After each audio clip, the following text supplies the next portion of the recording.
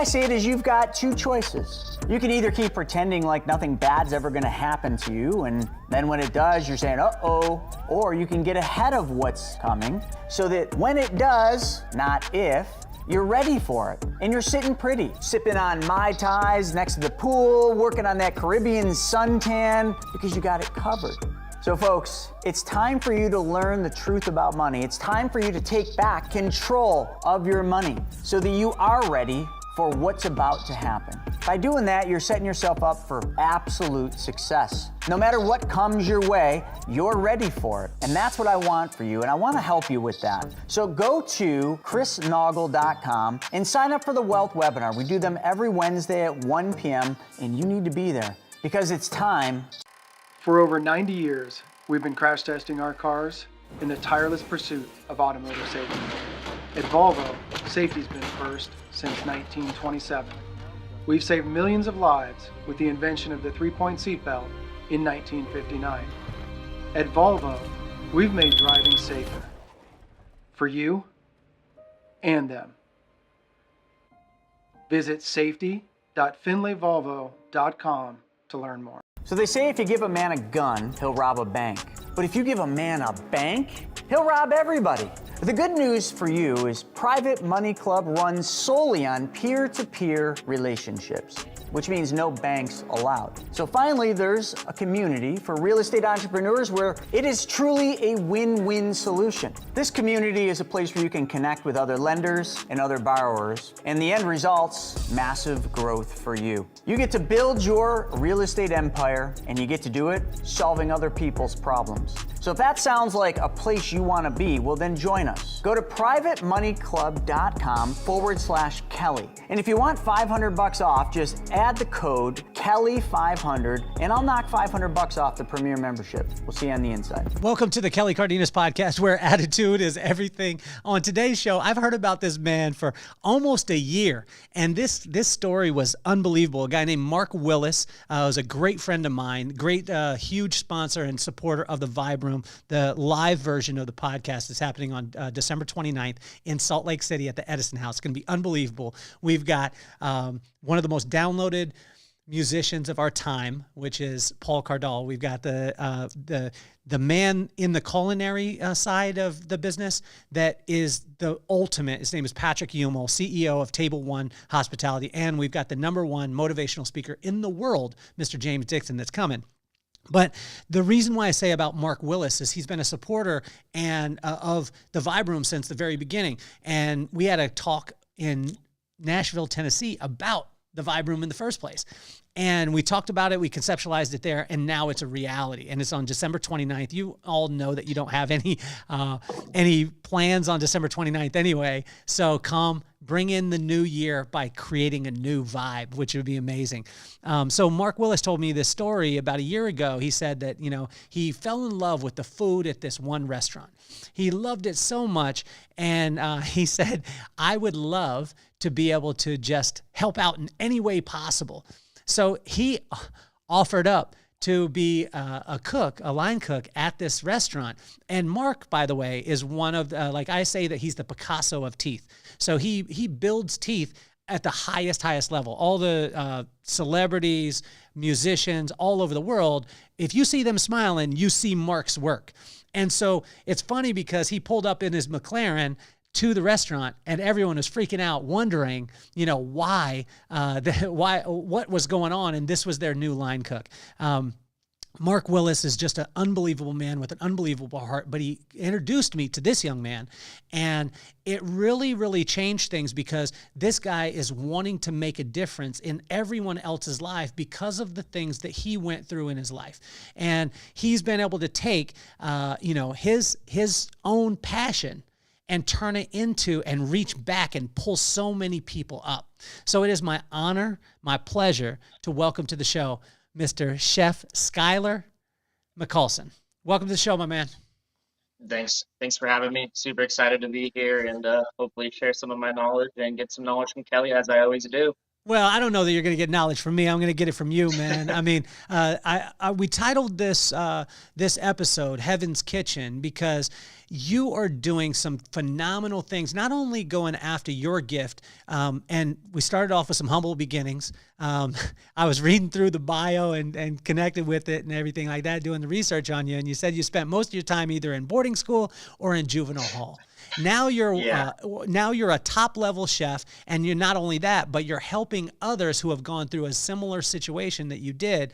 Why was that so important to you to do? Man, I just was given a hard hand. Like I had great parents, but for some reason I just took that hand and spit on it. For some reason, I think so many kids do. They don't realize what they have, and kind of just turned to my friends. And unfortunately, my friends were in the streets. So a lot of my friends are honestly either in prison or dead, in jail. A lot of them are still doing the same stuff.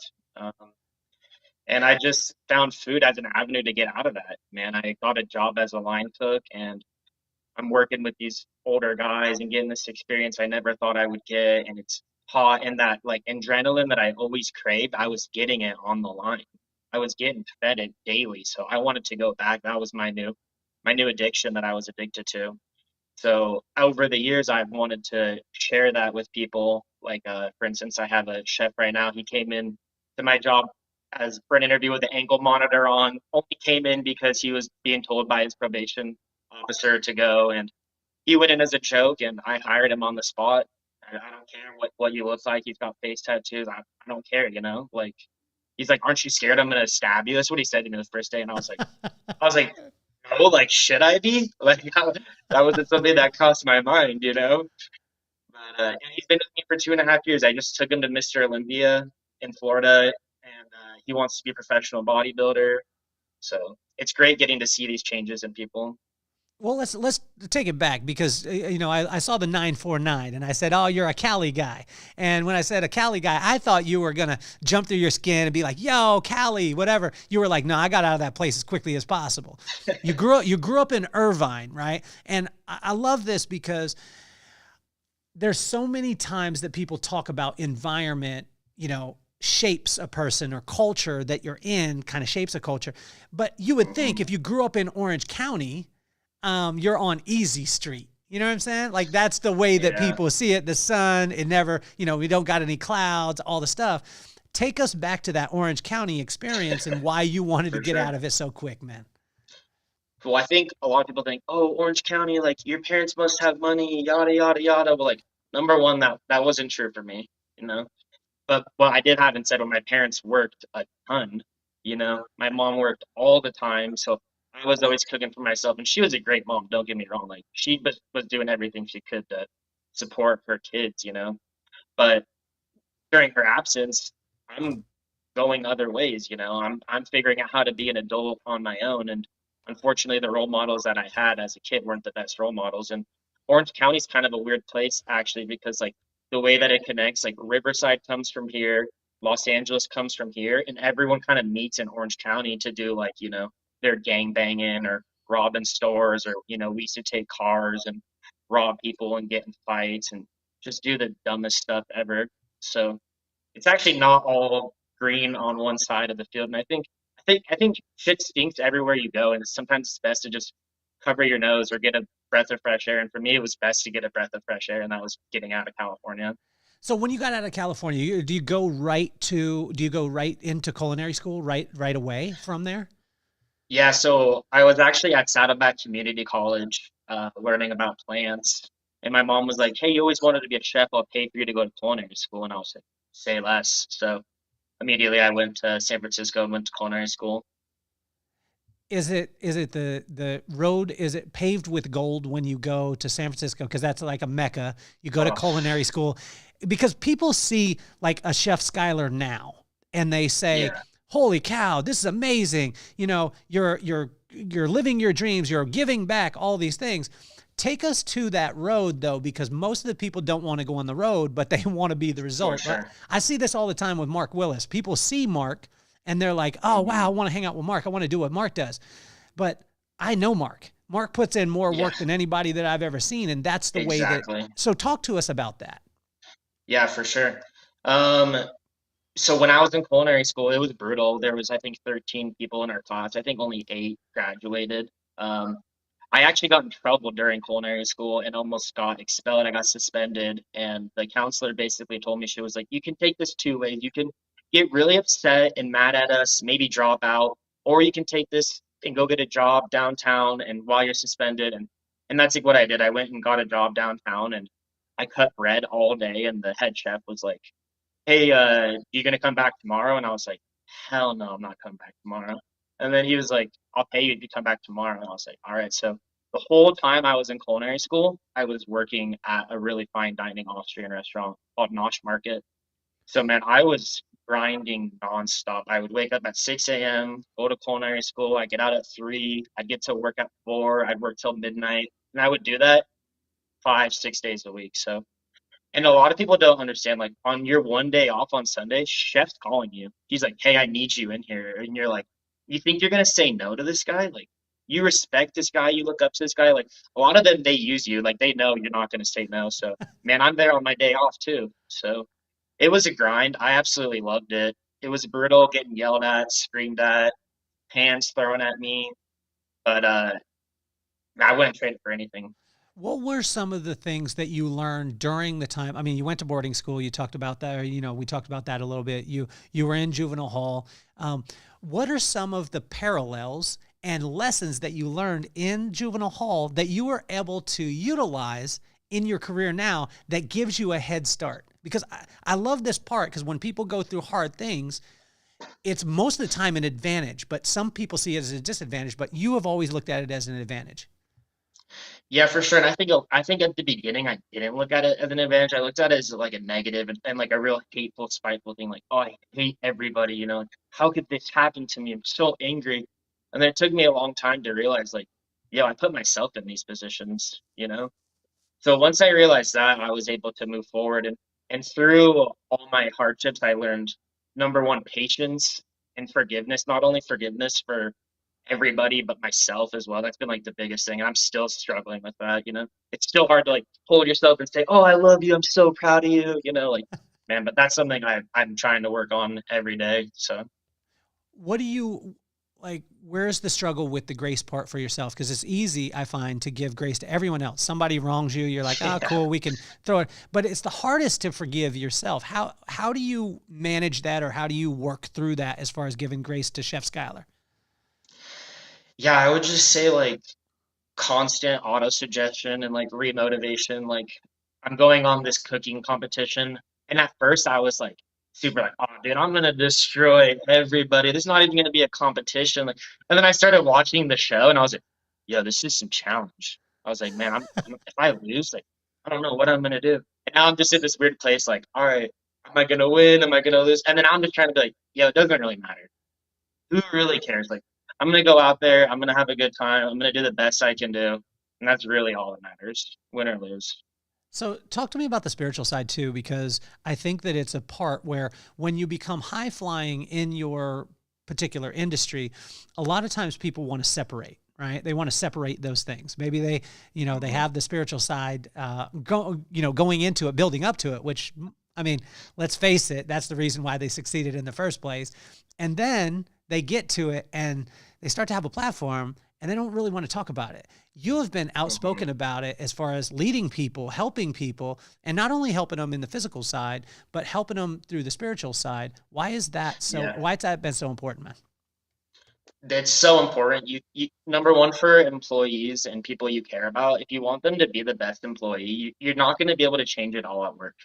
They have to be the best person. They have to be at home. They have to be in the shower, in the car, all the time, right? So you have to reach out to these people on this types of level. And a lot of people have, spiritual doubt, right? Like, "Oh, I can't do this because of that," or, "Oh, I'm feeling guilty because I wasn't dealt this hand." But we're all dealt this amazing hand. We just need to learn how to utilize our own power, our own hand that we're dealt with, right? So I try to take my employees through that, and people that I work with, and just everyone I hang out with. I try to raise everybody to a higher spiritual vibration because that's what I'm trying to be on. So When did you find that? I mean, is it the Well, when I say the normal, was it I'm yeah. in juvenile hall, this thing happens, I have an epiphany, I read, I spend time, and then I do it? Is that the way that it happened, or was this from the early side? Man, so I'll tell you the honest. I'm such an honest guy. I keep my life open like a book, and I feel like that's the best way to get to spiritual enlightenment because I have no secrets. So I'll tell you everything, you know.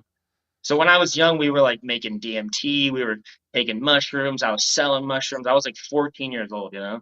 So immediately when you're doing stuff like that at a young age, you're gonna have spiritual enlightenment. Your third eye is gonna be, and your temples are gonna be. And at a young age, I didn't really understand what was going on. Right? I was like, oh, this is cool, you know. And then you realize, like, man, life sucks. And then it makes you depressed too, because you're like, man, I felt that good vibration. Like, how do I get back there?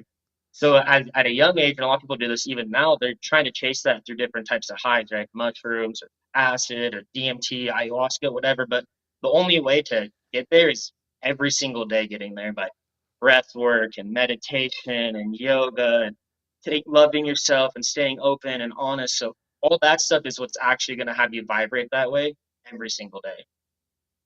What about the people that, I mean, not everyone is going to take to that very well, right? And especially Yeah. in the workplace, right? So, and especially I mean, I know how much stress there can be. I have friends who are in the business. Shout out to Patrick Humel. You guys are going to connect at the Vibe Room on the 29th, which is going to be awesome. Can't It wait. warms my heart. I'm so excited for you guys to spend some time because Patrick is, I mean, not only one of the best in that industry, but also the heart. The heart Oh, of who that. Patrick is phenomenal. So you guys are going to connect. But how do you bridge that, man? Because, you know, a lot of times people are like, yo, Chef Skyler, I came to work, man. Thanks for the job. I ain't trying to, you know, do some woo woo. You know what I'm For saying? sure. And there's a place for that person. There's totally a place for that person, you know? Not everyone's going to want to be the best person they can be. Not everyone is ready to take that gap and that leap. And I feel like especially around Utah, a lot of people have a misunderstanding of what God is. So they're like scared of God and it's like, yo, God's looking after you, man. I'm telling you. Like I thought for a long time he's not, but I'm telling you he is. So not everyone's gonna want to fit into that position. Not everyone's ready to go, but that's fine. He can stay as a line cook for good. And if he's great with customers and yada yada yada and knows how to do payroll, I'm all for raising people up. It's not like you have to be spiritual to raise up through the ranks at my restaurant, but it's definitely a thing that you might not think is gonna change your life, but it will, you know. So my friend and I, my best friend since fourth grade, his name is Will. Big shout out to Big Willie. We were just on the phone, and I said he was going to uh, his son is going to a bar mitzvah on Saturday, and he said, yeah, Mhm. my son's he's got to go to temple, and he attends temple, and then he goes to the bar mitzvah, so it's a whole day thing. And I said, oh wow, I didn't know about this tradition, but I was asking about it, and I said, wouldn't it be amazing if you took all the major religions in the world, and then you took the best thing, not from the religious standpoint or from the belief standpoint, but from the practices in life, right? And so when I look at, we were talking about it, and I said, you know, in the in Judaism, Judaism is most of the time you find it's synonymous, not just the religion, but in the culture, financial prowess is amazing, is unbelievable. Like to be able to study Judaism, like the people who are of the Jewish faith, a lot of times are very, very successful financially. So imagine if you took that, and then we went through the line and we said, imagine LDS, and you studied the family, right? And For then sure. you went through and you went to Buddhism, and you extrapolated the Calm Zen. What are some of the things that if you had to take all the belief systems and then just take those couple of things, what would be the best from each one that, from your standpoint? I mean, I'm no religions expert, and I'm honestly one of those guys that like I like to read books and stuff, but I also feel like you have all the answers already. So stop trying to go out for these answers and instead start going inwards. Like Terrence McKenna says, like if someone's trying to give you the answer, you should walk away. Like you should go listen to the waterfall, go listen to the stars, you know. those have the answers. We all know what to do already. We just choose not to. And the more we choose not to do what we know we're supposed to do, the less often we get the answers told to us. And where I always tell people, it's like gates, life's like going through these gates. And the more you go through the gates, the more gates open. The more you stop going through gates, the less gates come, and then the less opportunities come. So you got to keep going through these gates, whatever it may be, whatever your gate is. I'm not going to tell you what your gate is, but go through it if you know what your gate is. Mine right now is being the best husband I can be. That's my gate right now. How do you do that? How do you become the best husband that you could be, Skyler? I went to a workshop last night and they taught something pretty cool. It was like I've been to like therapies and stuff, and they always tell you like, oh, don't try to change your partner. But this guy was saying like the opposite. He was like, you should try to change your partner, and you try to change them like you would like almost like how you would train animals, and you train them in the way that like you reinforce positive behavior and you ignore negative behavior, and you just keep doing that. And you don't reward negative behavior at all. You just ignore it like you would like a lion roaring, right? So I thought that was pretty interesting. Now, when your wife, did your wife go with you to this training? No, she was working. I wish she could have. If she would have went, what do you think your wife would have said if he would have said, treat your wife like an animal? Like when you said that, I switched out view, but I was like, whoa, like if my wife was in that training, Chef Skyler, I think I would get a throat punch. I believe. Dude, and there were wives there too. Yeah, when he said that too, I was like, whoa, I don't even know if I can listen to this guy anymore. Because he was saying like, I've always been taught like, don't change anyone, just change yourself, right? Yeah. But then he was saying the opposite. I was like, and then I went home though, and I was like, oh, thanks you so much for making these sacrifices of working, yada, yada, yada. And then immediately she said like, thank you so much for doing this, this, this. And I was like, maybe this is working a little bit. So I don't know. I probably wouldn't package it in like, hey baby, I learned that I need to treat you like an animal and train you. And like this probably, Chef Skyler, I want to save you because there's probably sharp knives. You got very sharp knives in your house. For sure. I know you got them. You got them in the leather case. You got a leather case that you bring them in with? Yeah, green leather. Yeah. Did you have it custom made?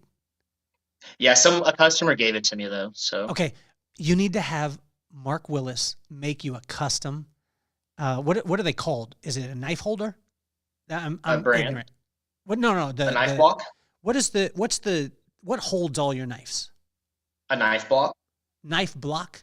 No, I'm saying I'm saying the leather. A sheath. It's called a sheath. Yeah. So like a holder. No, for all of your knives. You know what I'm saying? Like all the chefs roll them out and they have that. A knife roll. It's a knife roll, a knife bag. It's a knife roll. Have Mark Willis, I'm calling him out, make you a knife roll. This dude, he has more talents than you would ever imagine. I didn't even know that. So take us into the restaurant. I want to go into the restaurant. What do you wish your customers understood that would make your life easier, not only as a chef, but as a restaurateur? I think what would make my life easier as customers is just to show a little bit more appreciation to the staff, Like I think so many times customers come to the restaurant like, you're hungry and like you're in a bad mood sometimes, and like, and now now Fiona's taking the brunt of it, and it's like, man, just like, all workers are human. And I hate also like I'll have a meeting with someone at my restaurant and then like, and they're talking to me all nice and they're, oh, you're the owner, and then like my wife will come by and they're like all disrespectful to my wife. It's like, she's just as equal as me, if not more important. Like I just that kind of hurts me. But other than that, I love I have great customers. 98% of the time I have great customers. So the reason why I asked this is because I was in the professional beauty industry for years, and I never actually expressed this to any clients, meaning that if you go to a salon, and every single person out there, we sold the salons and we moved on from them, but if the customers would have known that the #1 profit center of any salon, do you know what it is, Chef Skyler? Mm-hmm. Do you know what it is? Product. Yeah. And every single person buys shampoo and conditioner and uses it, but they don't generally buy it from the salon where they go. Mm-hmm. And for me, if I would have, and it was my fault because I didn't communicate it. If I would have communicated that, that would have changed the game. What would one of those things be for, as far as a restaurant that we don't know as the public and that we don't understand? What would change? What could change the game for you?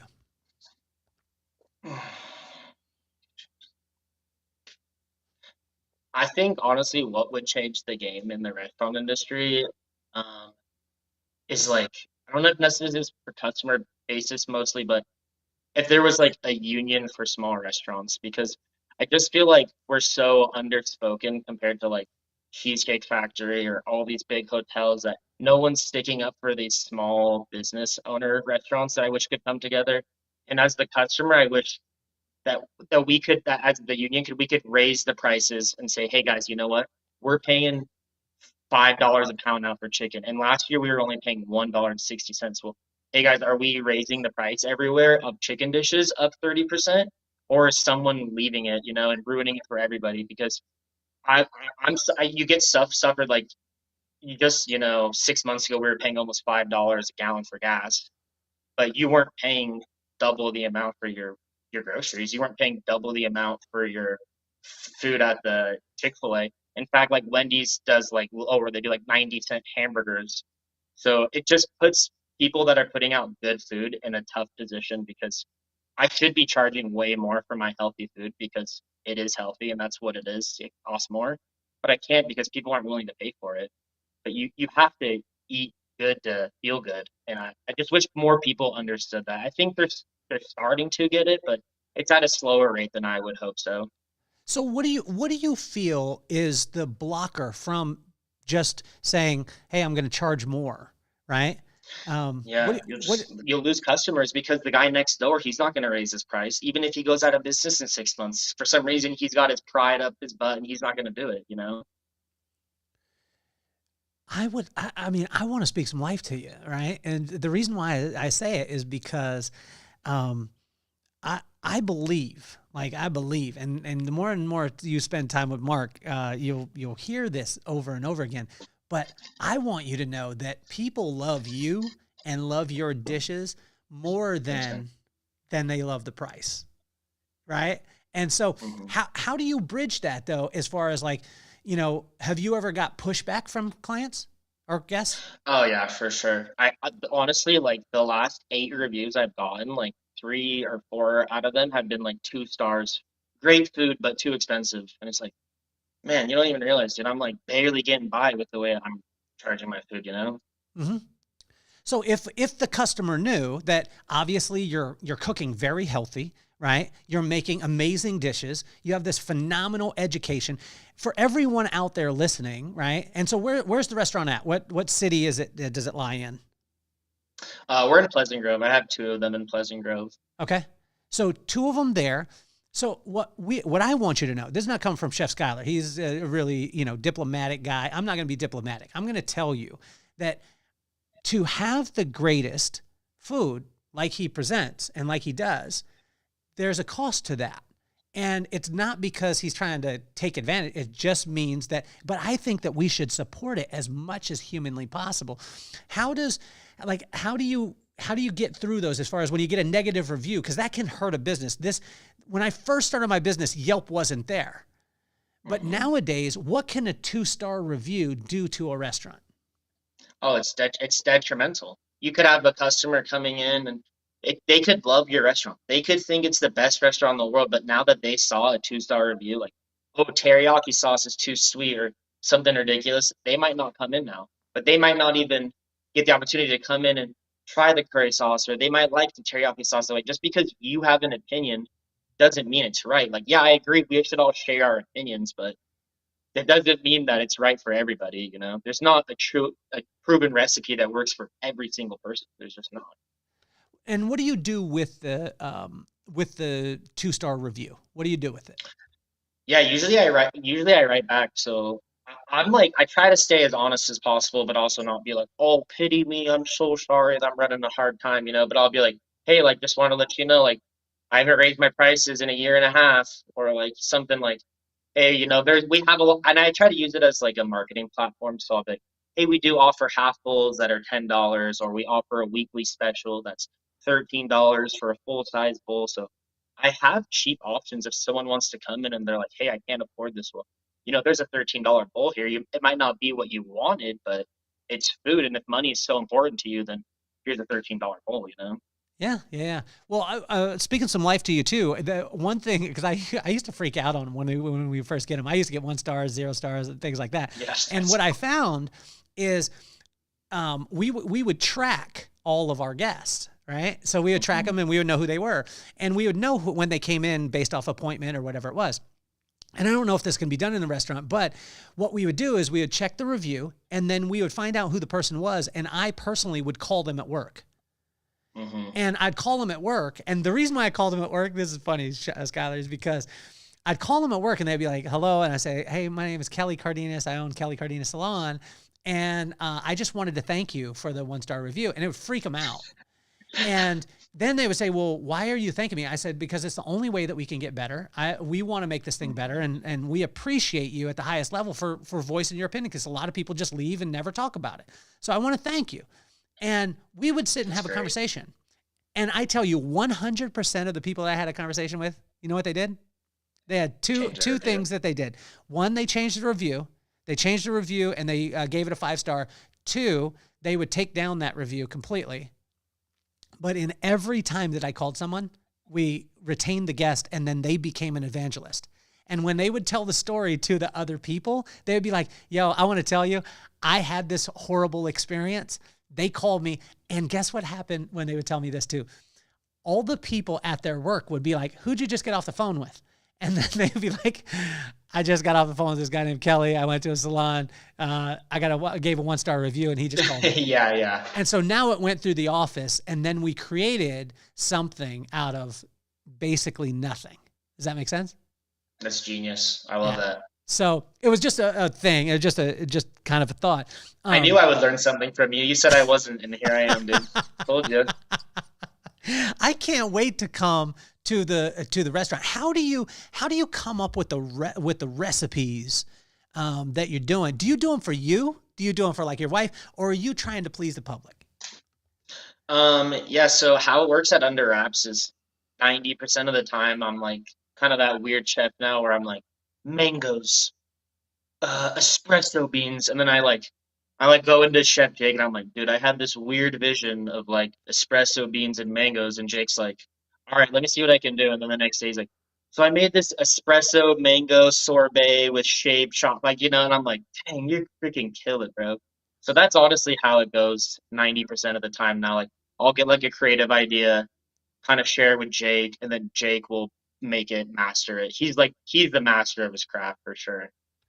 So for me and hearing about you from Mark, it's not just about the food. I mean, obviously the food is going to be top notch. If you're in Utah, you need to be at Under Wraps. Like, you need to eat there. You need to enjoy it. You need to patronize it. You need to talk about it and evangelize it.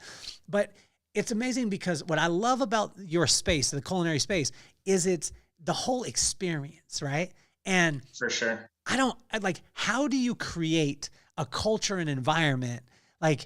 Because you guys think of everything, and I study you guys a lot. Like, take us through the things that a client doesn't see that is happening that makes their experience like top notch. For sure. So a good chef is like the most observant, detail-oriented person ever. Like, my first chef would always say, your restaurant's only as clean as your floor. So as soon as I walk in, I'm looking at the floors all the way to the ceiling, making sure everything's clean, looking super good. And I don't think guests realize how much details we look into. Like, my subway tiles are white, the chairs are polished, looking good, everything's nice and perfect. And then that's already creating a place where they walk in and they feel like comfortable, clean, the energy feels right.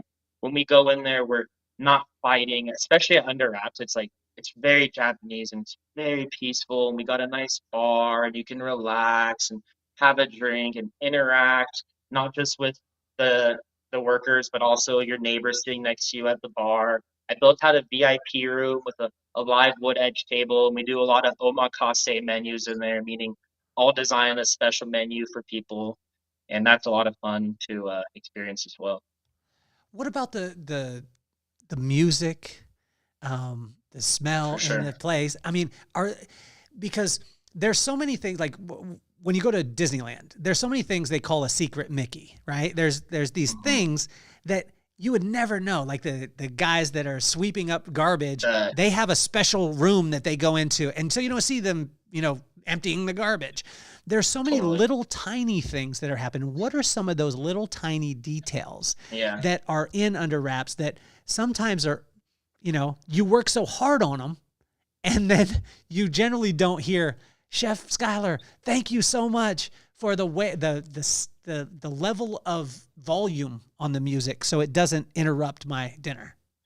hmm Yeah, I think one of the coolest things that I like is so when you walk into Under Wraps, we have a huge projector in the middle that plays anime at nights. On the right, we have an amazing anime mural that I helped design, got it graphic design. It's printed out. On the left, there's another mural, and this lady spent like hundreds of hours on a tablet doing all these little fishes and octopi and just amazing, cute, awesome, detailed stuff. And that's a local artist. The murals, they have a texture on it so you can feel it. So it looks like somebody painted it. There's only a few machines in the United States that they have it. One guy has one here in Utah. So those are the kind of details that I look for when I'm designing the restaurants that are going to make the guests feel like they're getting a real Japanese experience. In the VIP room, we have rice paper screens covering the door so it feels like you're walking into a legit omakase vibe. It's pretty awesome. Chef Skyler, why did you choose the Japanese side as far as that culinary experience as opposed to going French or going, um, I'm trying to think of another one. Help me out, bro. Like Yeah, Chinese, Chinese, what's okay, Mexican, yeah, Chinese, Italian. Mexican, Italian, Yeah. stuff like that. And also, did you get pushback? Because, I mean, by the looks of you, you're not a Japanese man. Yeah, well, the good thing is I pretty much grew up in an Asian gang, so all the Asians will back me up no matter what. So I'm good on that side. But I uh I just fell in love with Asian food. I started doing it about 12 years ago with my head chef Jake actually in LA. And then it was actually fine dining Szechuan food. And then I met my wife at a sushi restaurant in Colorado 7 years ago now. And she was the sushi chef. She still is the sushi chef at the Under Wraps Uh-huh. on the side. And then, so we and I have been doing Japanese food for only a few years, but Japanese food's very simple. It's just things done right. Like you let the ingredients shine for themselves. American food, and this is what I hate. It's like so unhealthy because they just keep piling more and more and more onto more. It's like, oh, well, if I add more of this, it'll taste good. It's like, no, dude. Like if the base ingredient doesn't taste right, just throw it away or start over or find an ingredient that tastes good from the get-go. And that's what Japanese food's all about, is simplicity. And that's kind of how I like to live my life. What else do we not know about the restaurant industry? Because there's so many people that go in, right? So we'll go in Mhm. and we eat, we leave, and Right. I mean, I think a lot of times people become aware when it's over the top. Like Mark has bragged about you in my ear, Skyler, Chef Skyler. You got to understand this. Mark has bragged about you for almost a full year. Not only the character of you, the food you're his favorite restaurant, all these things. Like, but what are some of the details that we don't know about the restaurant industry that if we did, we would just behave different? I mean, did you know that someone's there like 6 a.m. every morning, And someone's usually there till, 10 o'clock. Sometimes it's the same guy, Do you know that like most chefs work 60 hours, 80 hours a week? When I first opened Walk the Line, I did 110 hours a week. I was the only chef for 6 months. Like I freaking barely slept. There's so many nights I went home crying, sleeping. Like, what am I doing? And then I opened up right before COVID. Like, you have to know when you open up a restaurant or any business, it's like you're gonna get slammed down, man, 100 times. You just gotta keep getting up, always, always, always. Where did you learn that skill as far as being able to just get back up?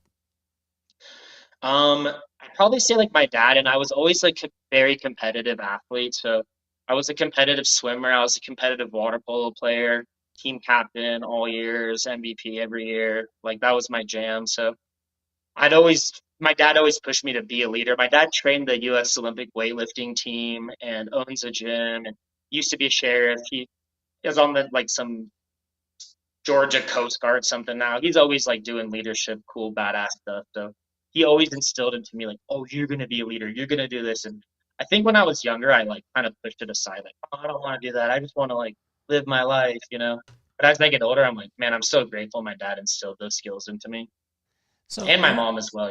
I want to go back to Orange County because, you know, most parents, they raise their kids and they're like, oh, I want to get to a place. I mean, Orange County is going to be a destination where a lot of people would want to raise their kids. Right. Hmm. And they think that, hey, I'm going to do this. And you talked about your dad, how with the leadership, you talked about the love that you have for your mom and all the hard work that she did. And then here's early Chef Skyler that makes some of these decisions. The reason I'm asking, because I got a 14-year-old little girl and I got a 12-year-old boy. Hmm. What's the formula to stop that from happening, or can you? I think I think the biggest formula for stopping that from happening is just trusting. Like trusting where the world's gonna head and where your kid's headed to, and don't try to force things. Don't try to force your narrative down your child, because what you think is right for your kid might not be what's right for your kid. What about the fact that your profession? I relate to this because every profession that I've ever had, getting in the professional beauty industry early on at 19, it wasn't the common thing, and it wasn't the most supported thing. And then when I got into the speaking space and the podcasting space, most people didn't understand what a podcast was, and they were like, "I don't understand. Like, what else are you gonna do?" And it, I'm sure that you kind of did. You have that pushback when you said, "Hey, I want to do this"? I mean, obviously, you went to one of the best schools in the world, but did you have pushback? The only pushback I felt like I had was like from myself, like, hey, if you're gonna be a chef, like, you're probably gonna be broke. Like you're not gonna live the life you wanted to live for a long time. Like, are you willing to make those sacrifices? And luckily I was. But my parents were super supportive. They always wanted me to be a chef, so I was very fortunate for that. Who's the Michael Jordan in your industry? Like Thomas Keller, Jacques Pepin, Paul Bocuse, like people like that. Who's the ones that, like, for you, that you say, like, I would either love to meet them or I'd love to be able to work with them? Um, yeah, I think Gordon Ramsay, obviously, top that'd be top tier. Thomas Keller is like amazing. He owns the French Laundry and Per Se and a bunch of Michelin star restaurants all around. So he's a real idol to me. I think real chefs like me, like I don't really look up to Bobby Flay. I'm Okay. not really looking up to like these Food Network TV stars, right? Like don't get me wrong, that's a cool industry, and I'm gonna be on a TV show next month, so it is a really cool industry. But it's not like what real chefs I feel like go after. What show are you going to be on? It's called Supermarket Stakeout. Okay. So I got to go and like bid from groceries from different people, and then I got like 5 ingredients to make a random dish with and compete against 4 people. How did you get connected with it? How does that process happen? They they actually just reached out to me on Instagram, and they were like, "Hey, we found your account and love your content. We'd love to interview you to be on this TV show." And then they interviewed me, and then they were all like, "All right, make sure you stand still. Make sure the camera's like this." And I was like, "Yo, I hate this." I was like, "I hate being told what to do like this." So we'll see how it goes. So I want to give you a couple scenarios. Number one, you make some dishes and you put a menu together that you and your wife are kind of but it blows up and goes crazy. Yeah. Or you do exactly what you and your wife love to do. It fills your heart and you have a modest following. What am I choosing? Yeah. Oh, I literally talked about this last night. I'm choosing the modest following all day. I'm never gonna stop being who I am. I'm never gonna sell out. I could have sold out a long time ago. I'm never gonna sell out. Do you think that people can have both? No, I don't think you can, honestly, Do because you I think think it's a slippery slope. do you think that you can hit critical mass but still stay in tune with Chef Skyler's vision and that kind of, I mean, I call it kind of maverick. You have a maverick spirit. You know what I'm saying? That spirit of like, I ain't trying to stand still. You're going to get what you get. You're going to get phenomenal. I mean, got to give everything I got. Do you think, have you ever seen that hit critical mass also? I think you just have to be, if you're going to, I think you have to be okay with faking it a little bit. And I just have a really hard time with faking it. I just don't want to do it. I So I think, don't think it's possible. really? I don't think it's possible. No. I think you could like hire someone to be like, oh, here, run my social media for me. And I used to do that. Hey, run my social media for me. Dude, I want to be like this, yada, yada, yada. And then it's like, well, I'm still faking it, you know? What do you wish that you could say that, that you don't get the chance to? What I wish I could say what I wish more people would hear. Um, just trust yourself and love yourself and never give up on yourself, you know? What message do you want to get across? Because obviously on TV, when you get on TV, there's going to be some drama. They love some drama. You know what I mean? They love the polarization, all that stuff.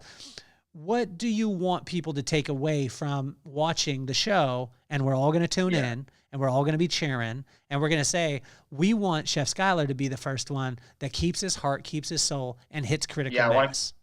yeah, I want to keep my cool no matter what. Like even if the pressures are under the most extreme conditions and like other people are freaking out, I want to show that a real chef doesn't freak out. We take on the most stress that anyone can handle. As long as I know what stress I'm dealing with, I'll handle it. So I want people to see that. As long as you know what stress you're coming up against, you can get it done. But if you don't know the unknown, you'll never get it done. Take us into the restaurant part of it. When you said, I was freaking out when you said, you were working 100 hours.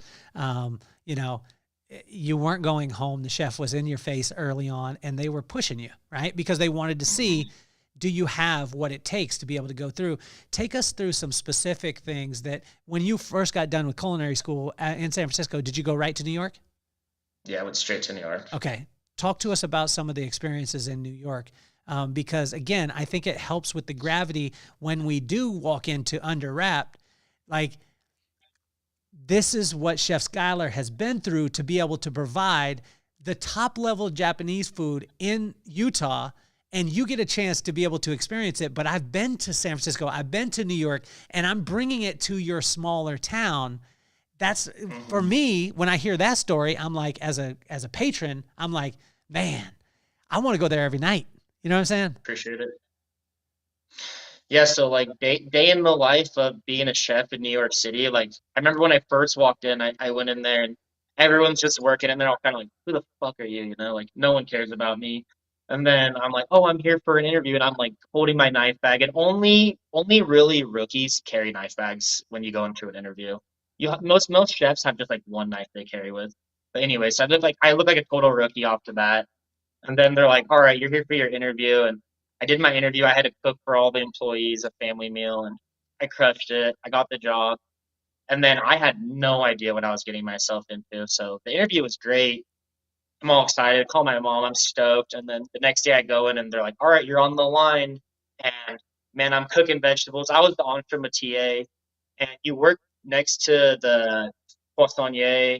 So he's cooking fish and meats, and you're cooking veggies, and they have to come out at exactly the same time. And if they don't come out at exactly the same time, chef will throw it away. So you have to be constantly conversing with this guy, putting out plates to sous chef. Sous chef is plating him up. So I can't tell you how many times I got a dish thrown at me, the carrots picked up, thrown against my wall, yelled at me, why didn't I catch them? You know, my name was Sunshine, so they would call me Sunshine. They'd be like, Sunshine, what are you doing? And I would just get reamed all day. The last day I ever worked at that place, it was like 10 o'clock and I was closing up my station early. And when you do Michelin star dining, you don't have walk-ins. It's all reservations, right? So I knew we didn't have any more reservations. I'm cleaning up my station, and head chef comes in. His name's Kurt, and he was always smoking cigarettes in the kitchen, smoking cigarettes inside, all the time. he was this old man from Austria, and then he's like, "Sunshine, why are you cleaning up your station?" And I was like, "Oh, chef, I just saw there was no reservations. I'm just trying to clean up." He said, "Are you fucking stupid?" And I was like, "Oh, like, what did I do wrong?" You know? And I went up to my sous chef Julian, and I said, "Julian, did I do something wrong?" And Julian looks at me, and he's, "Are you an idiot?" And he slams his hand into the wall, and he grabs his fist, and I swear to God, I thought he was gonna punch me in the face. And I was like, "Dude, I can't handle this." I took off my apron and I dumped it, and then I just walked out. I remember sitting outside on the stairwell, just crying. Just I could cry it out thinking about it. I was so sad. Like, man, I gave these guys like 100 hours a week. I gave them everything I had, and the guy just spit on me, like called me an idiot, and all I was doing was cleaning up my station. So I remember at that point, I just felt so beat down, so deteriorated. Like, man, what am I supposed to do? And then, I got another job and I worked somewhere else, and I just kept on going. And in LA, I worked at a fine dining Szechuan restaurant, and the head chef had left. He recommended me to become head chef. I ended up staying as sous chef. We hired a head chef. He was a cokehead, just the worst person ever. I told the owner, I said, "This guy, he's not good for the kitchen, like." And I'm one of those guys, I take so much respect and love into any place I go to. And Sang looked at me and he said, "If you don't like it, you can quit." And I said, "Are you freaking kidding me?" So I quit, and so many times in the restaurant, you just get beat down, you get thrown down, like you're just scrap. Like you're literally nothing. And that's why with all my employees and my chefs, from my dishwasher to my head chef, I treat them like family. Like we go on vacations. I took some of my team to Italy. I just took Josh to Mr. Olympia. We went to Texas last year. Like I honestly don't care if I don't make $1 this year, dude. But did I change 50 people this year? Yeah, I did. Wow. So I'm happy, man. So how do you navigate that? Because most of the time, Chef Schuyler, the abused becomes the abuser, right? And you look at the culture, right? And I like being around it and having friends in it. It's a common story. You beat them down as much as possible because they got to earn their stripes. And then there's you who's breaking the cycle. What in you? Because you could have become very angry. You could have become like, I'm going to do that because I went through it and you got to go through it. I just I just didn't want to be that guy, like it took everything in me to not be an angry person. When I first opened up Walk the Line, I felt like I was angrier, like I would go through staff members because you take so much pride in it. You're like, "Hey, I'm putting all this into it, so you need to put all this into it." And I think a lot of restaurant owners and chefs feel that way, but you have to realize that this isn't everyone's dream. This isn't, Stephanie's dream to be a head chef. She's just here to get paid as she goes through high school, and that's all right. So you just have to, you can't set your expectations and make it someone else's, right? Like those are my expectations. What was the change though for you? Was there something, was that time where you're out on the stairs and you just got yelled at, the guy balls up his fist and wants to punch you in the face, or saying like, Honestly, hey, I feel like the biggest difference for me was like breathing. Like it's so weird, but like just learning to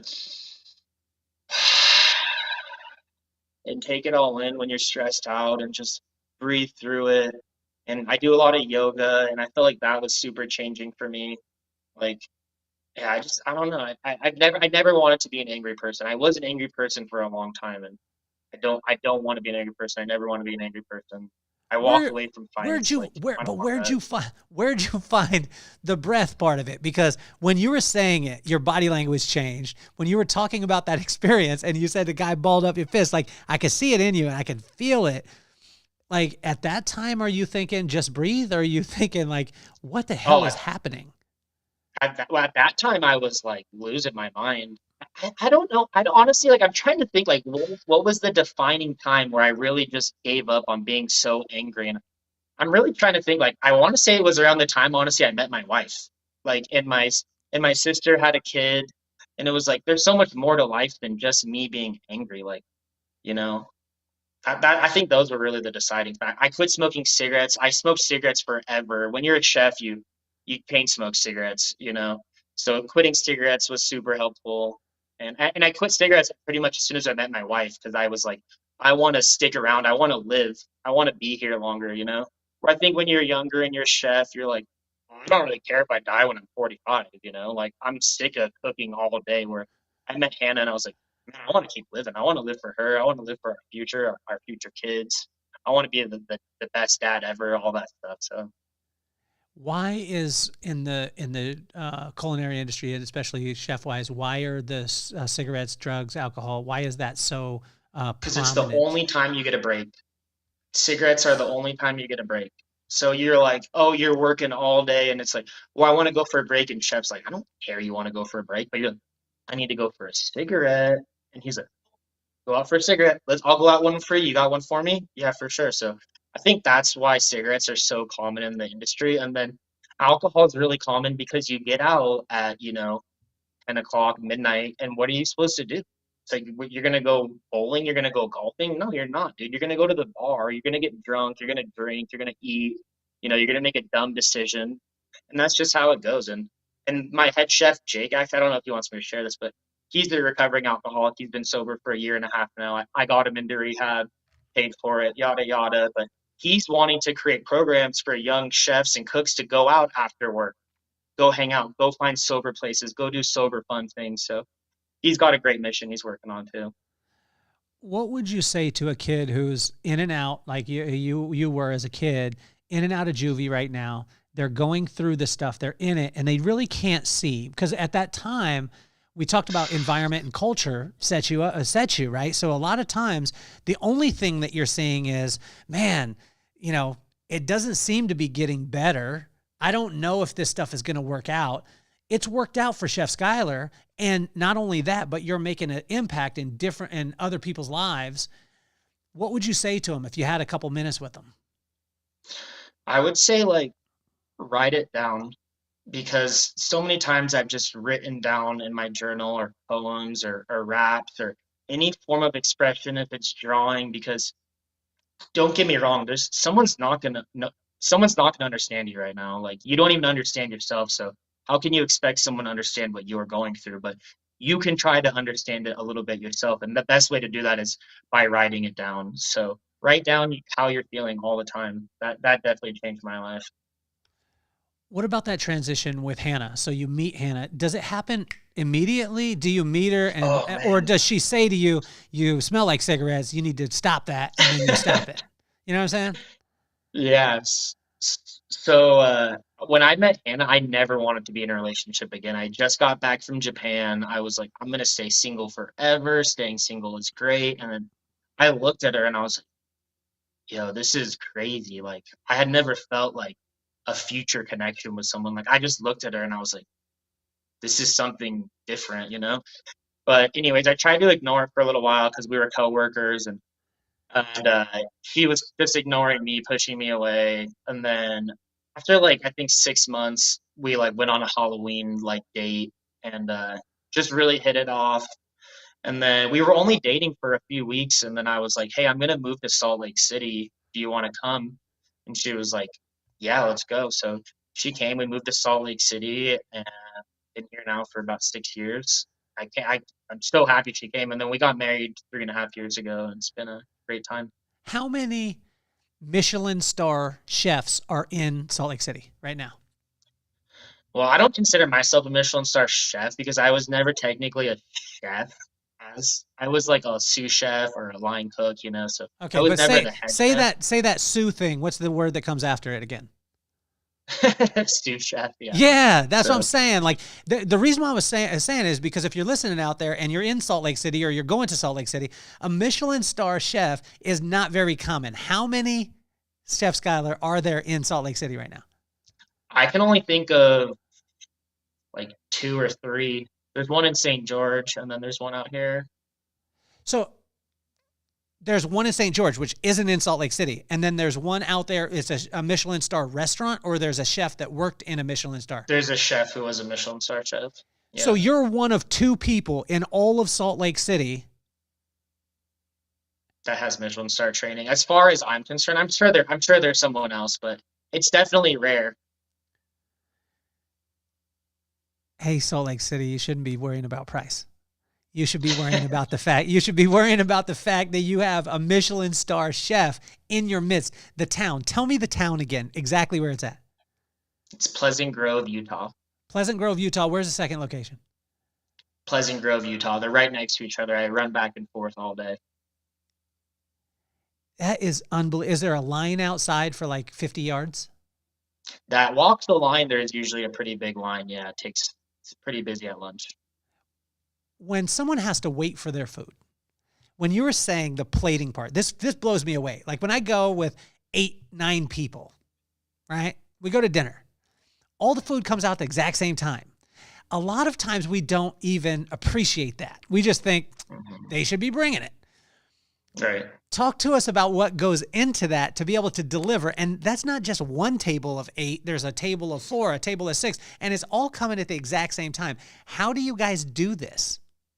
Yeah, so that's actually my favorite thing to do. It's called expediting, and you have to batch tickets. So let's say, for instance, table A orders a Brussels sprouts, and then 2 minutes later, table C orders one, and then someone at 13 orders one. Well, it's my job to walk in there and say, hey, 13 out of the Brussels sprouts, that's 3 all day. I need one on the fly to 6, yada, yada, yada.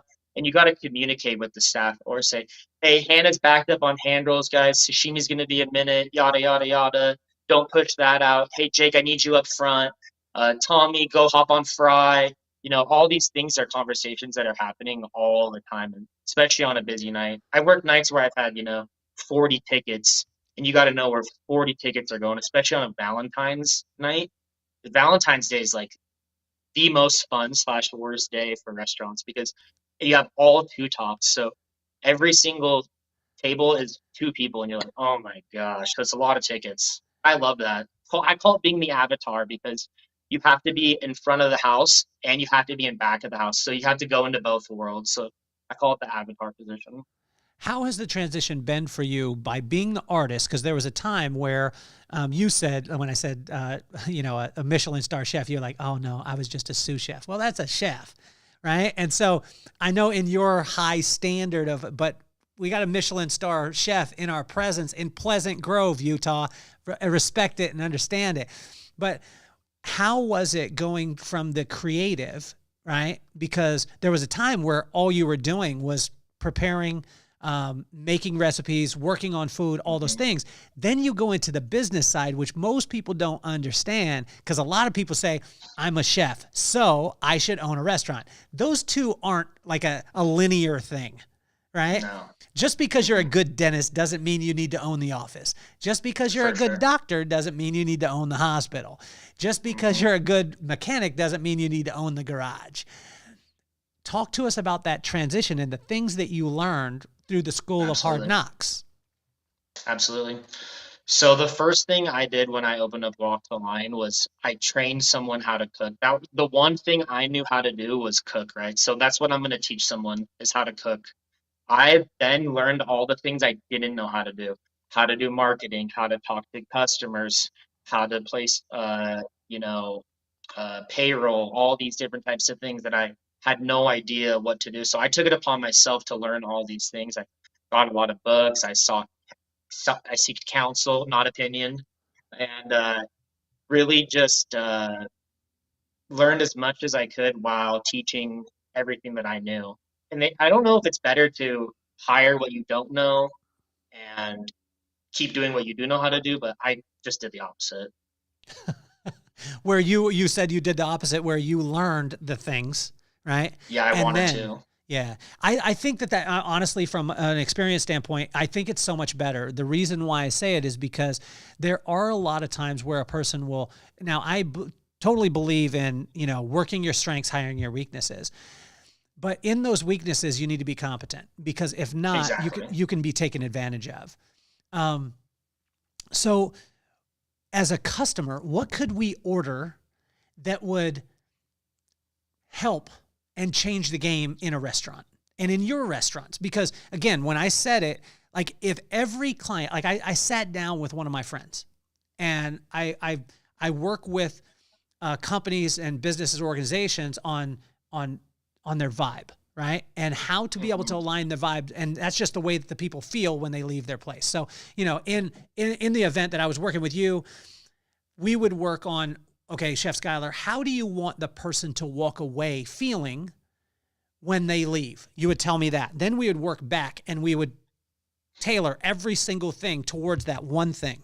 And they would walk out and we would manufacture that feeling. When I say that, what could we as a patron, like, and when I did this, the reason why I told you that is because when I told my friend, I said, there's one thing that could change your business. He said, what? And I said, you know, the number one profit center is the product.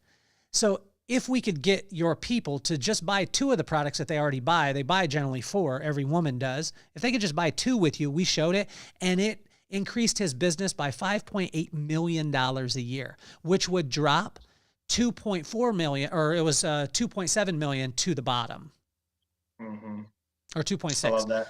So when I talked to him about that, or it was 2.9 million to the bottom. From an ignorant person who just comes to a restaurant and orders, what could we order that wouldn't make that much of a difference in my life as the person ordering that would make a massive difference for the restaurant? I love what you were talking about with the buying shampoos and conditioners from the salon. So that's actually what I've been doing at Walk the Line is I've been selling our own spices, our own spice company. So it's called Crack Spice. So we have a curry crack, a Szechuan crack, and a pinche crack. And we sell these different types of crack that customers can go home, make their own food with. So we're starting to make recipes on our website and stuff and kind of have like a little program for people to make healthier food at their house. And so if every person, how many people at Walk the Line, how many people come through? We do about 130 people a day. 130 people a day. How much does one bottle of crack cost? $11. Okay. So let's just round it down to 10. So that would mean that there was an extra $1,130 in revenue every single day if you would just pick up the crack that cost $11. Mm-hmm. How would that impact your business? Oh, it'd be huge. I would be able to give raises to people that I've been wanting to give raises to. Like, I feel bad right now. It's Christmas time, and like, I can't even give a raise out to somebody, you know? So that's something that sucks that I wish, hey, I could give out better raises to my employees and actually pay them, I think, what they deserve to pay, you know, for living wages. Outside of the bottle of crack, what else could they order on the menu that would, and there's always these little things that we don't really understand. Like as a consumer, when I started to, and I understood that concept once I already sold the businesses. And then I started talking to my other friends who own salons. And I was like, guys, seriously, I mean, this can be a crazy profit center, but you just have to communicate it. And when it was communicated to guests, the guests didn't have any challenge with it at all. They were like, Right. oh, I didn't know. I buy it anyway. I buy my spices anyway. Why wouldn't I? Exactly. But what would be another maybe menu item or something on the menu that we could say like that it just become natural and normal to us that would help you guys out tremendously? Like obviously like drinks and when you upsell to like egg rolls or wontons and stuff, that also helps, you know. Always like tipping the staff, you know, that I always tip when I go to places and like we make sure when you come into the restaurant, we're welcoming you. We normally remember your name if you've been in twice. We're cleaning up. We're bringing out the food to you half the time. We're saying goodbye. We're treating you like family. So I just ask to treat the staff like family. What is the next thing for Chef Schuyler? You know, Yeah, for sure. So I got the crack spice I've been working on, and then I just started a new company called Poppin' Berries. We just got a commercial freeze dryer, so we're making healthy freeze dried snacks for kids. So that's going to be really fun. I'm excited for that. what prompted the freeze dried snacks and the healthy snacks for kids? Man, there's just like not really any good snacks for kids, and I'm at that point right now where Hannah and I are talking about having kids and stuff like that. And it's like, well, I want my kids to be able to eat healthy and not feed them a bunch of garbage. So and weird, there's like, and then they have healthy snacks, don't get me wrong, but then they're not like targeted towards kids and they don't look cool. They're not like fun, right? So ours are all like Mr. Poppin' Berry, and there's different berries on each package that you can like scan, and they're gonna come with little cards and stuff. So making it more kid friendly so the kid sees it, wants to buy it. And then as the parent, you look at it and you're like, oh yeah, you can actually get this. These ingredients are good. So What, as far as the expansion, how do you, as an entrepreneur now, because you're not just a chef, and when I say just a chef, I mean you're an entrepreneur, and so you have multiple locations. How do you caution yourself? This is the thing my wife said. She said very seldom a entrepreneur will die of starvation from lack of opportunity, but the majority will get very sick from indigestion from trying to eat too much. Yeah, so how you avoid that, and I just honestly realized this with my Poppin' Berries project, is you just empower the people that you're working with. So instead, I got 5 people that are all masters of their craft. Everyone's now an equity owner in the company. Everyone's got an equal vote. So that product, the Poppin' Berries now, is getting created and blown up way faster than my crack spice that I'm just doing it myself. So I've kind of learned to just not take on so much myself and share it and be okay with, hey, it might not be exactly how I want it, but the project's getting done and it's going now. So Do me the favor. I mean, I generally don't do this. I mean, I've done it maybe once or twice or whatever it is, but talk to the community there in Salt Lake, and especially in Pleasant Grove. mhm. In Pleasant Grove, tell them why they should come and spend time in the restaurant and make you the #1 restaurant in Pleasant Hill or Pleasant Grove. Appreciate that. So I think people should come to my restaurant because it's going to be an experience like you've never had before. No one's creating sauces like me and Chef Jake are. Like, these are all original sauces. You're not going to find them anywhere in the world. No one's putting as much love and heart into your food as we are around here. The care, the detail, the just everything about it. You're going to be in for an experience that you didn't know that you needed. And also, Utah, there's only 2. In Salt Lake City, there is only 2 Michelin star chefs, and we're talking to one of them right now that's just about to be on on the TV show. And for me, I mean, I think you should win hands down. They should just give you the title. But the winning part for me isn't as important as your message, like who you are, man. Like, because again, I've heard about you for so long. I've heard about the integrity of you. I've heard of, I mean, Mark, to the point of just like, he tries to find a way to be able to talk about Chef SKYLER whenever he can. You know what I mean? I love that guy. We'll be at a place and he'll be like, "Oh yeah, Chef, like, you know, you got to meet Chef. You got to talk to SKYLER. You got to do this. You got to do that." And so it's my honor, man, to be here with you and to talk to you before it all blows up. And then I believe you're going to hit critical mass, man. You're going to hit critical mass and keep your heart. I just think that's going to. How are you going to deal with when people come to the restaurant? Because once you're on a TV show too, you know that's going to happen. Mm-hmm. And how do you deal with expansive or immediate growth that way too? How do you prepare for that? Because sometimes people aren't prepared for it. Yeah, for sure. So I'm prepared for it because I know I'm going to have to work more hours and stuff, which I love doing. I'm always looking for an excuse to get back in the kitchen and keep cooking more. I have such a great team that's always willing to work more and be empowered and grow with me. So I'm honestly so lucky to have such a good team. So many of my employees have been with me for over 4 years since I've opened, and they're just always proud to work more and grow with the project and be alongside me, which I'm just so blessed to have. So what are the days? You said that Valentine's Day is the best/worst day because there's 2 tops and you're doing all the stuff. What are the days that we don't know as a patron of a restaurant that we actually should be going out to eat? And the reason why I say this, Chef SKYLER, is because I lived in Vegas and everyone would be like, "Oh yeah, New Year's." And I was like, that's amateur night.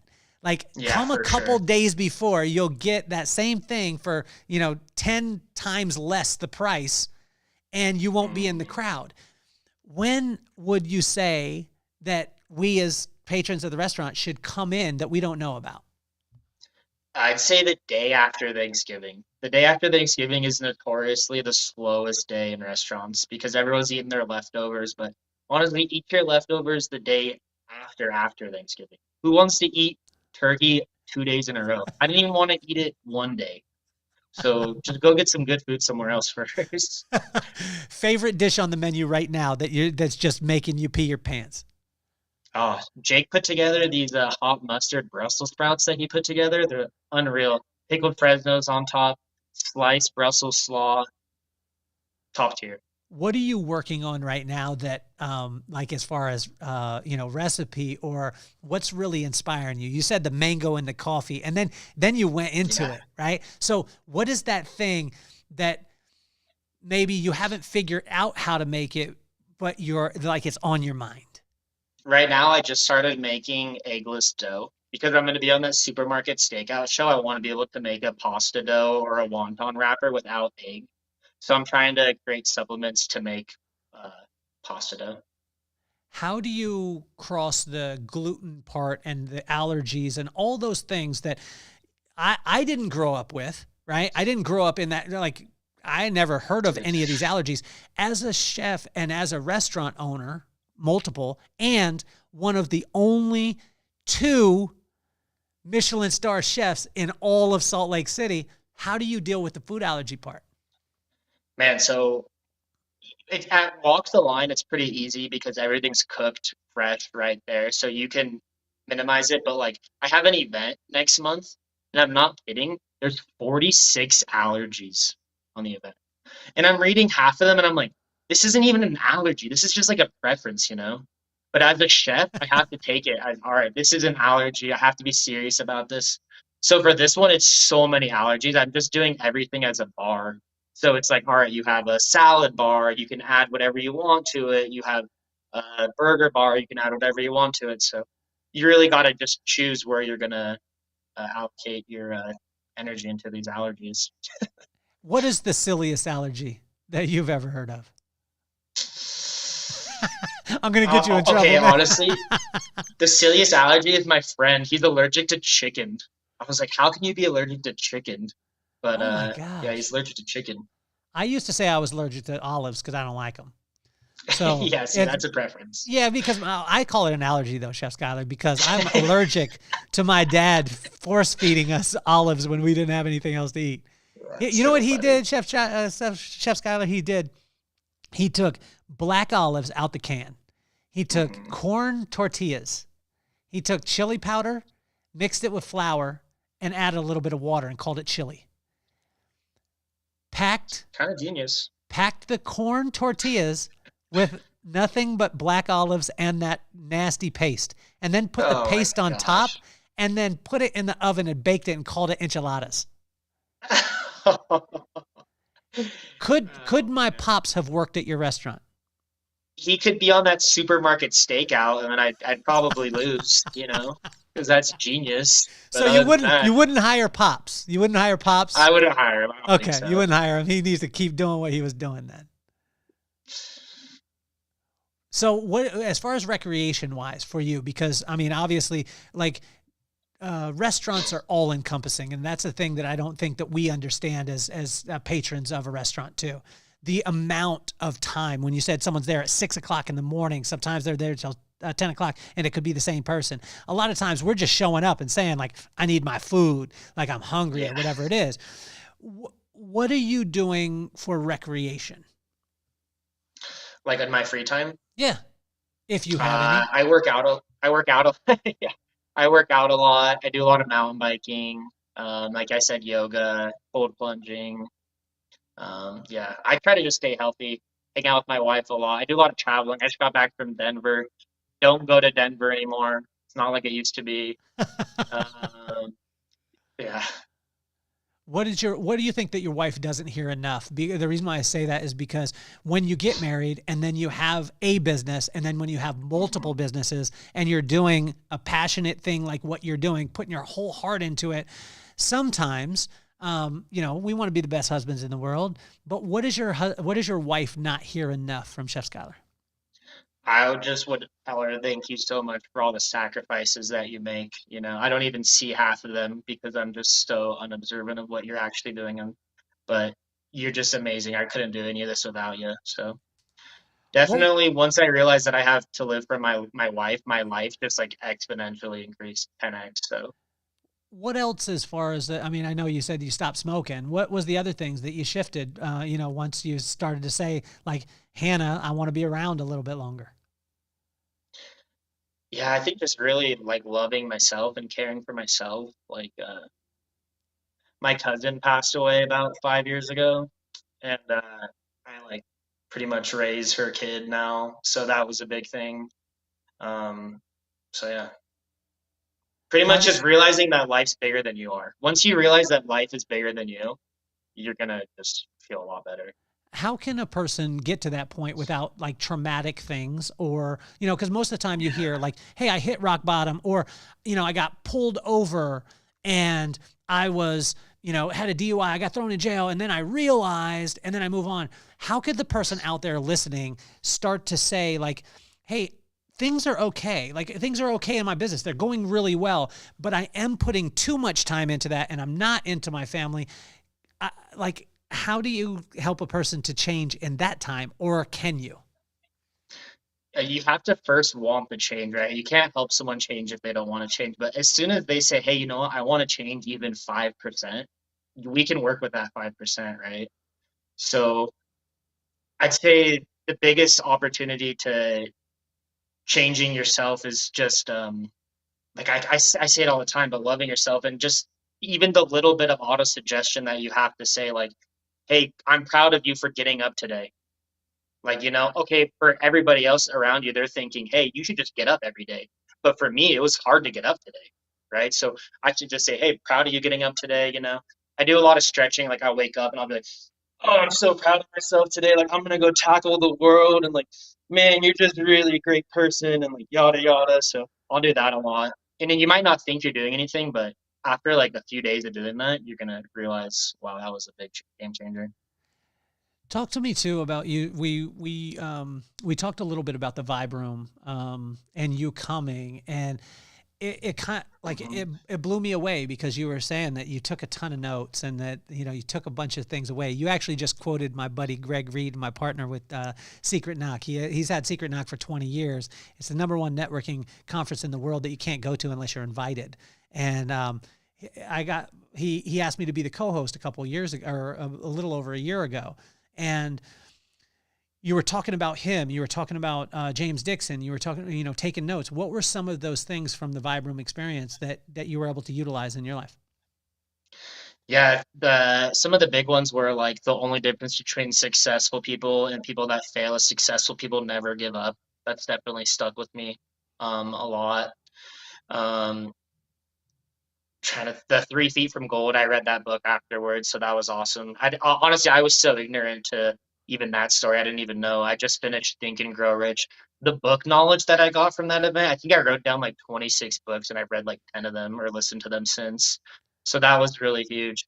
And then also just like I really learned how everyone cared about you. I went up to walk to the front to say hi to Mark, and then James Dixon just pulled me aside. He's like, hey, how are you? So tell me, how are you doing? Like, what can I do to help? And I was like, man, this is crazy. This just feels like so normal and natural and good person. And I've been to a lot of events where you just feel like, all right, when are they going to sell me on something? Or like, when are they going to try to take advantage of me? And I was like, no, these people genuinely want me to succeed. Like he was introducing me to Sean Finnegan and Jason and, all these amazing people that now I have contact with when I need help and stuff for different stuff. So it's amazing.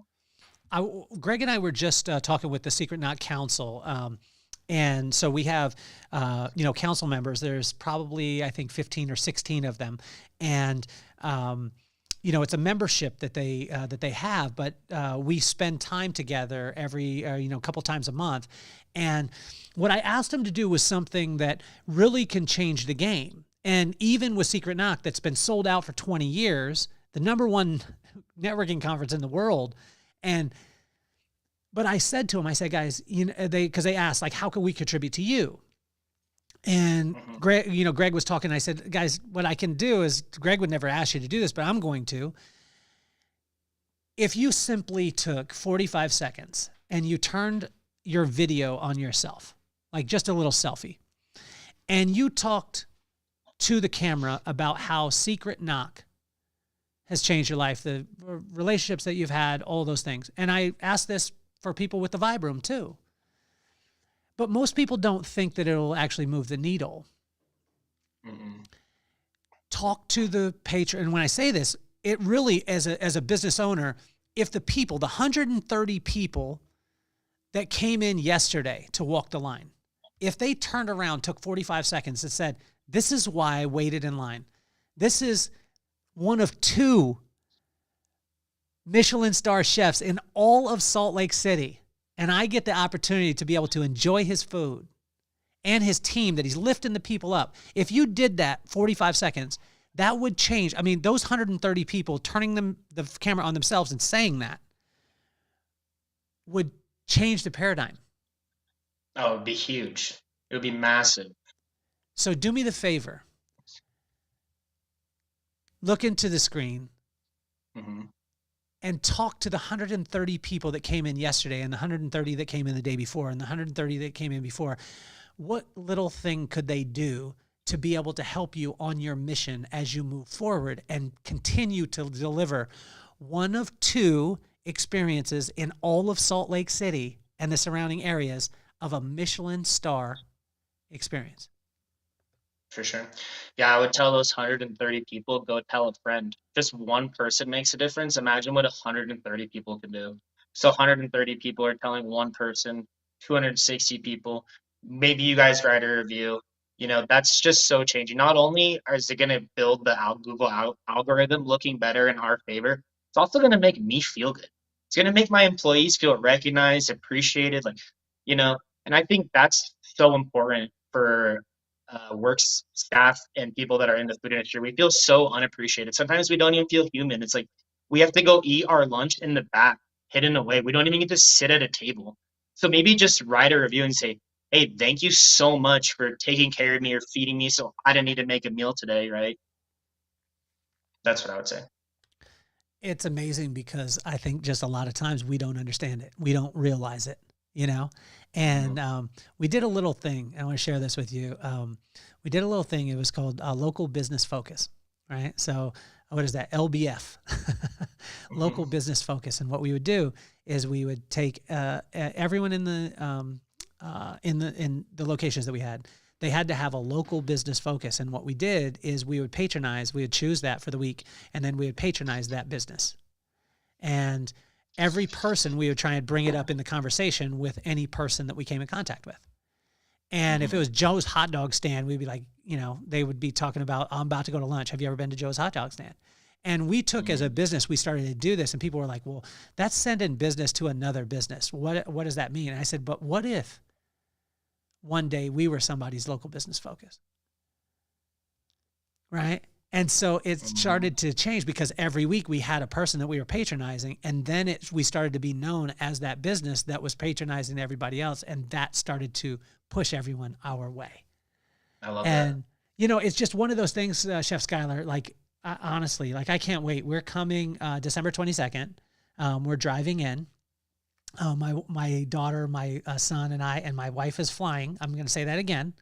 My son, my daughter, and myself, we're driving with the dog, and my wife just happens to have an event that she had to fly in.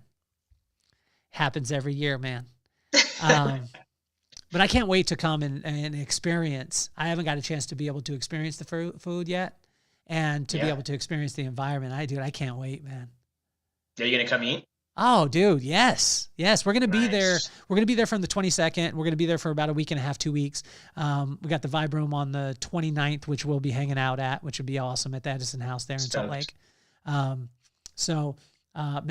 you're better than advertised, man. It has been an absolute pleasure to be able to spend some time with you.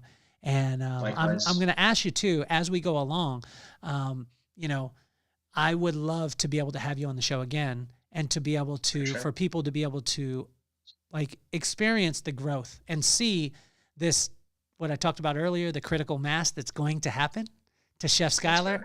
But we're going to hold you accountable. You better stay this cool, this humble, and this serving through all of it, man. I will for sure. What's the hottest trend as we leave? What is the hottest trend in food right now? Oh, man, that food trends are always changing, right? And I feel like I don't even try to deal with them because they're coming and going so fast. Like right now, the hottest food trend I feel like is fried chicken sandwiches. And I'm just like sick of it, dude. I don't want to see another fried chicken sandwich place, man. You're not doing anyone justice by giving someone a fried chicken sandwich, man. How do you Well, how do you stay away from, and I love this, I love your answer, because a lot of times people will just go after, and they told me this about YouTube, right? So they were like, you need to only talk about what people are actually going to, or that are they're already talking about. And I said, I would much rather have the podcast about real stuff as opposed to me trying to figure out an algorithm, right? What keeps you grounded in that? Because it sometimes it's the shiny object, right? Hey, I could do this, so it could pop a little bit. What keeps you in line? I think what keeps me in line really is like a vacation and going out and traveling and just completely cutting ties and turning my phone off for a day, or going on a hike or a snowboarding for a day, just really getting out there and forgetting about all the struggles. Because if I was just constantly worrying about a restaurant industry and my projects, and I would go insane. I really would. So I have to go out there and enjoy life. And you have to enjoy life. If you're not enjoying life, you're not working. You're not doing nothing, dude. You're just kind of moping by, I'm going to ask this for Mark and myself. We're going to be snowboarding while we're there. We want to get you out on we're going to be in Park City. And we would love I'm going to get Mark, because he hasn't snowboarded this season, but we're going to get Mark Willis. I'm talking to you, and I want to be out there on the slopes. I'm real slow and bad, and I'll fall down a lot, but I enjoy it. I love it. My wife's a gangster. She's one of the baddest snowboarders I've ever seen in my life. But Chef Skyler, again, walk the line and under wrapped. Pleasant Grove, Utah, one of 2 Michelin star chefs in the whole area.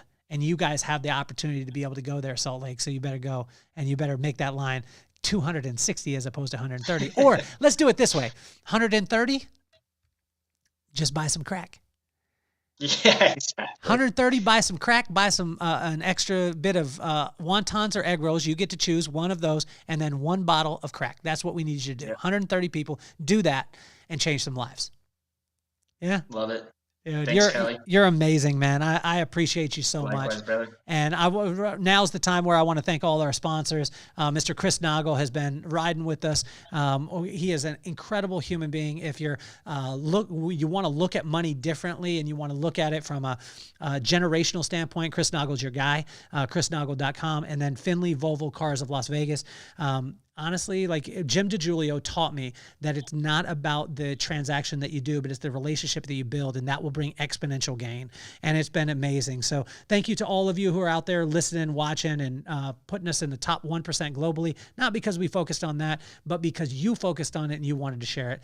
Chef Skyler, you're better than advertised, man. You're amazing. I love you, dude. And Thanks, I Kelly. can't Love wait. you too, brother. Dude, I'm going to force you to be my friend for the rest of your life, and you're officially off the hot seat. Can't wait. Thanks, brother.